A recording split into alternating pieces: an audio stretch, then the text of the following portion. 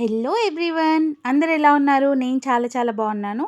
ఈరోజు మీకు ఒక క్విక్ డిఫరెంట్గా బ్రేక్ఫాస్ట్ ఎలా ప్రిపేర్ చేసుకోవాలో చూపిస్తాను. అంటే ఇంకా దోశ ఇడ్లీతో బోర్ కొడితే మీరు ఇలా ఒకసారి ట్రై చేయండి. టేస్టీగా ఉంటుంది, తొందరగా అయిపోయింది, యా స్టమక్ ఫుల్ కూడా ఉంటుంది. సో దీనికి ఇంగ్రీడియంట్స్ కూడా చాలా ఎక్కువ ఏం ఇంగ్రీడియంట్స్ యూజ్ చేయం. So very quick. సో ఒక 2 బ్రెడ్ స్లైసెస్ తీసుకోండి. దాన్ని కొంచెం అన్నీ చిన్న చిన్న పీసెస్లో అలాగా కట్ చేసేసుకోండి.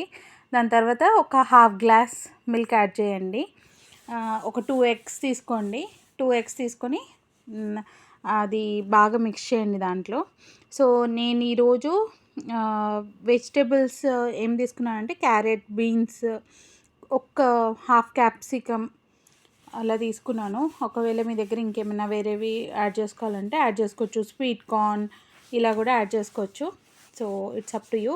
ఒక ఆనియన్ తీసుకున్నాను, చిన్న small size onion, green chilli. So ఇవన్నీ వెజిటబుల్స్ దాంట్లో యాడ్ చేసుకోండి. కొరియాండర్ లీవ్స్ కూడా యాడ్ చేసుకోండి, కొత్తిమీర. ఓకేనా? సో ఇదంతా బాగా మిక్స్ చేసేసి దాంట్లో ఉప్పు, కారం, పసుపు యాజ్ యూజువల్ అది యాడ్ చేసేయండి. నాకు ఎప్పుడైనా ఇది చెప్పేటప్పుడు నవ్వు వస్తుంది, అంటే ప్రతి దాంట్లో ఇది కామన్ కదా. ఓకే, సో అది యాడ్ చేసేసుకోండి. దాని తర్వాత బాగా మిక్స్ చేయండి. ఇది మనకి ఏంటంటే ఆయిల్ కూడా తక్కువనే పట్టిద్ది, ఎక్కువ ఆయిల్ కూడా అవసరం లేదు. So healthy, quick. సో బాగా మిక్స్ చేసేసుకొని దాని తర్వాత ఒక ప్యాన్ తీసుకోండి, దోశ ప్యాన్ తీసుకొని జస్ట్ ఆయిల్తో జస్ట్ కొంచెం గ్రీస్ చేయండి అంతే ప్యాన్ని. మీరు ఎక్కువ ఆయిల్ వేయాల్సిన అవసరం లేదు. ఓకేనా?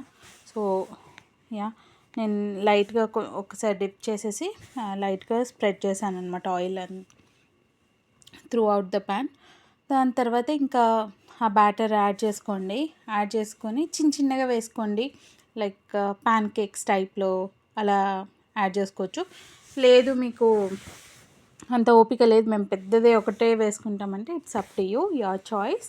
సో నేను ఇలా చిన్న చిన్నగా వేసుకున్నాను. అంటే మనకి లుక్ వైజ్ కూడా కొంచెం క్యూట్గా కనిపిస్తేనే కొంచెం కడుపులోకి వెళ్తుంది అనమాట. So okay, jokes apart. So ఒకవేళ అవి స్ప్రెడ్ అవుతున్నట్టు అలా ఉంటే మీరు కొంచెం దగ్గరికి చేసుకోండి.